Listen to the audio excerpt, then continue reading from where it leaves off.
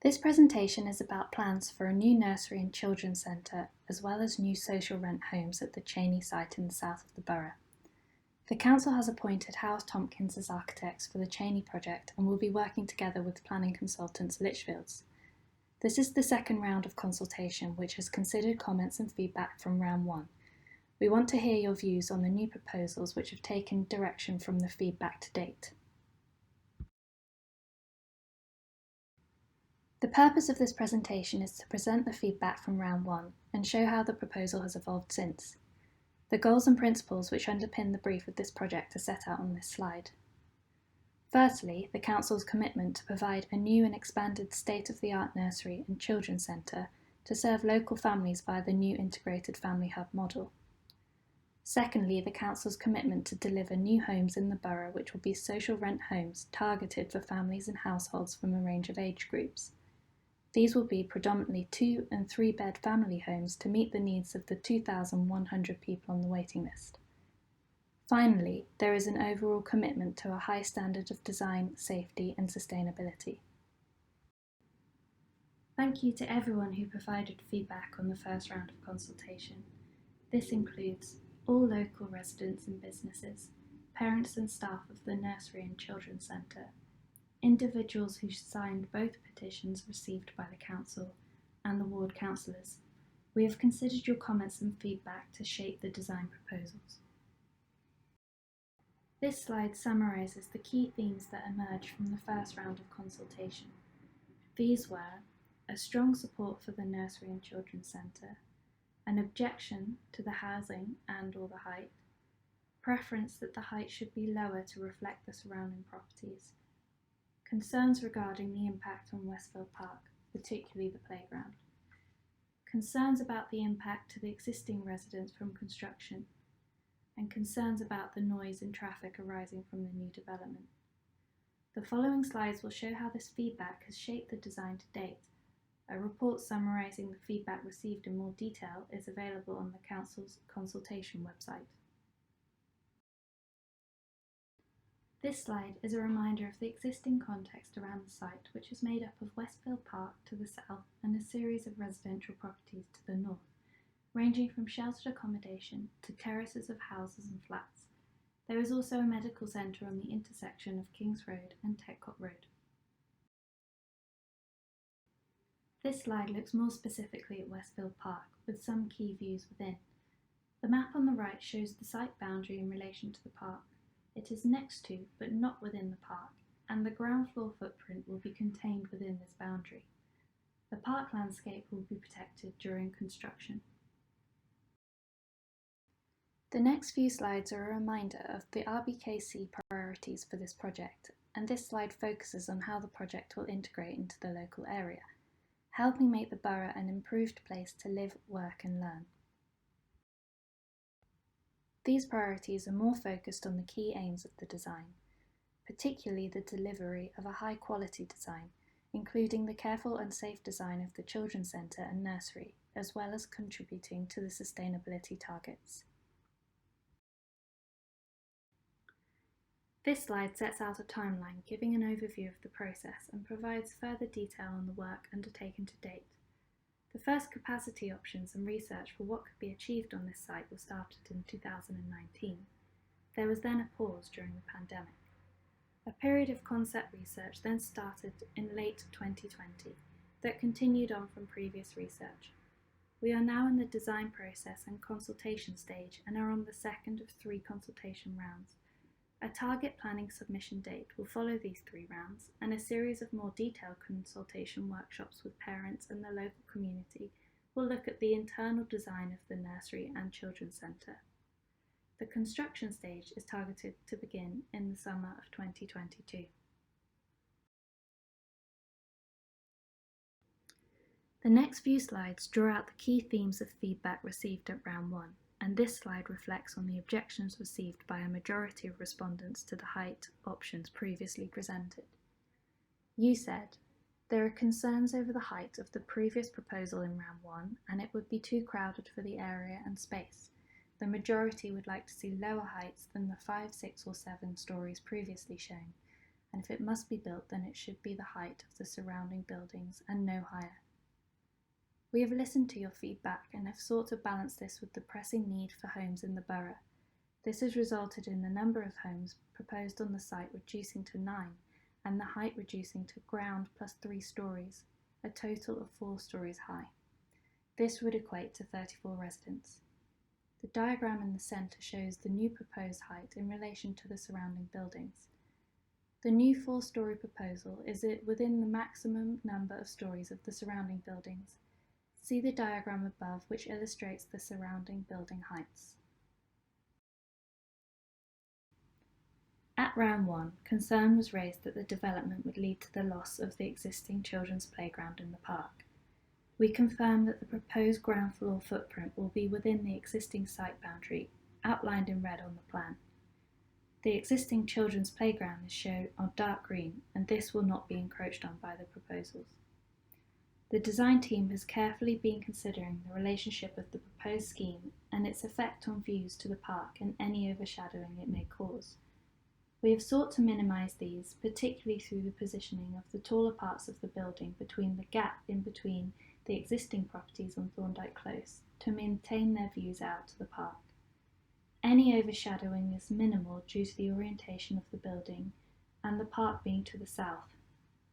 The minimal overshadowing has been further reduced with the reduction to 4 stories. This slide seeks to further provide information in response to the comments questioning how the construction stage of the development could impact the existing residents. The slide explains how matters such as noise, traffic and air quality at the construction stage will be managed and how they seek to reduce the impacts as far as possible. Before the works can start on site, further information on how these issues will be managed must be submitted to the Council for approval.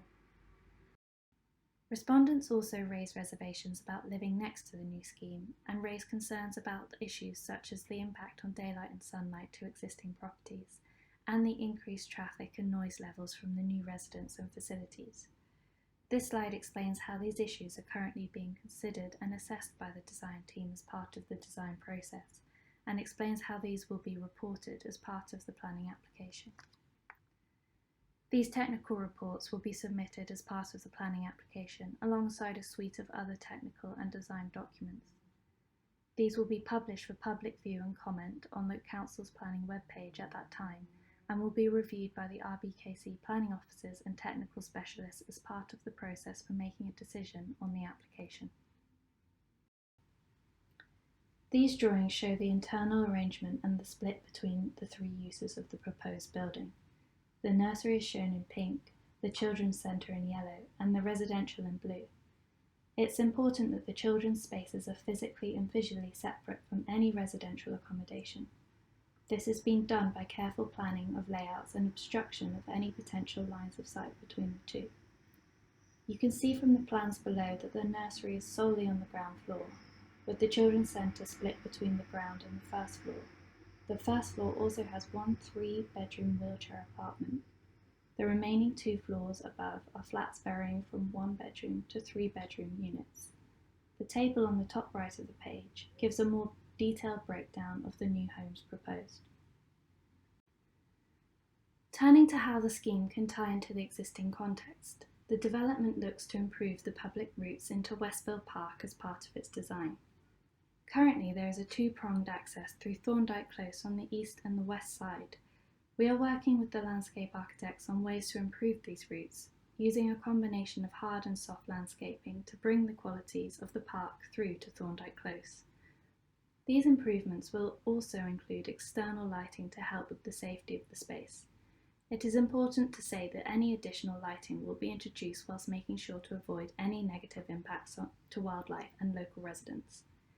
The images show an indication of the types of paving and features that we're looking to include.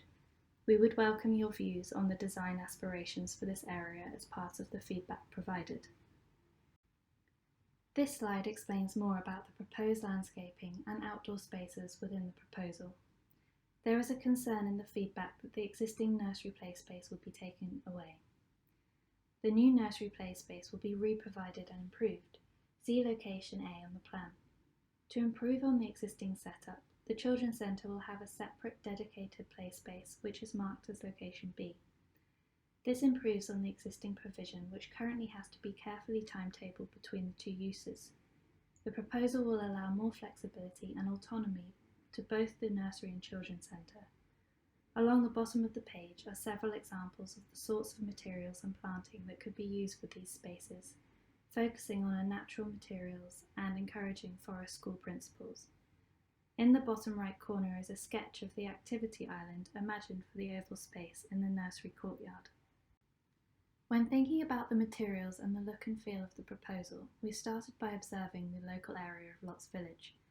The map in the centre of the page shows that there is a varied and rich variety of brickwork, using mainly London stock brick for the terraced housing and a red tone for the more one-off buildings such as Lots Road Power Station. We also notice where there are more unique buildings, then these are celebrated with decorative brickwork and masonry details. Given this context and the fact that the proposed building will be a unique, mainly public building, we have the opportunity to do something of a crafted and expressive nature. On the right of the page, there are a collection of example materials and details that we feel would be appropriate to this use and setting, and we'd welcome your feedback on this. This slide shows the new proposal in its form and context. The first view shows the approach through Thorndike Close from King's Road. The second view shows the scheme from Uverdale Road on the south. The two lower images show the progressing views through to the entrance of the scheme, which is in a similar location to the entrance to the existing nursery. This will be the main approach, with the new entrance to the Nursery and Children's Centre on the right and the residential entrance further round to the left. The thumbnail images on the right of the page show a materials palette which is in development. This looks at the idea of integrating planting into the facades, particularly on the north, to give an indication of the park beyond. A masonry facade with expressive brickwork is something that we are looking at, and depending on the privacy of the space we are designing, there are either framed views through to key spaces or decorative screening if the space behind is of a more sensitive nature. Finally, particularly in the children's spaces, we are looking to introduce a playful use of colour. This page goes into more detail on materials. The two drawings show a small snippet of the facade to test different combination of masonry materials. We have been testing two different approaches, one being a material with an earthy quality, which can be seen in Study A at the centre of the page, which looks at a precast option. The other looking at a brickwork with precast elements. This is shown in Study B on the right. Moving into the interior spaces, this page looks at how the design of the nursery playrooms is starting to be thought about.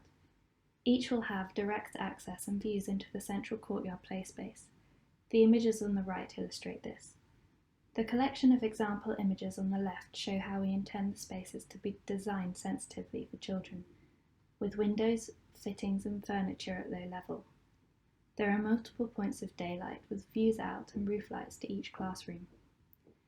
We intend to include the parents and local community in helping to develop the design of these spaces through organised workshops, getting your input on colour schemes and the fit out of the space. This drawing is of the nursery outdoor play space and some of the key things that have contributed to its design. It's important to have a balance of covered and exposed play space, which the oval canopy provides.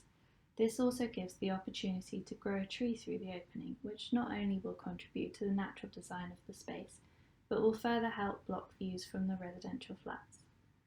Other ideas that are being explored are to run an activity track, mimicking the oval space of the canopy above, as well as run-in and run-out play to the playrooms, which has been a key aspect of the brief from the beginning. In order to help us design a successful scheme, we want your input on the design and have highlighted some questions below which you may wish to consider when providing your feedback. The priority for the Council is to deliver a scheme that the local community can be proud of, with an enhanced nursery and children's centre, as well as making a small but valuable contribution to the local housing need. Understanding your views is very important to us as part of this process. You can provide feedback through the link in the feedback form, which you can find on the Cheyne project webpage. The Council is also providing live chat sessions via Zoom and an in-person exhibition event on the dates shown. If you are interested in attending one of these events, then please refer to the details provided on the Cheyne project webpage, including the link for the Zoom live chat sessions. These sessions will provide you with the opportunities to ask any questions regarding the proposals as a whole.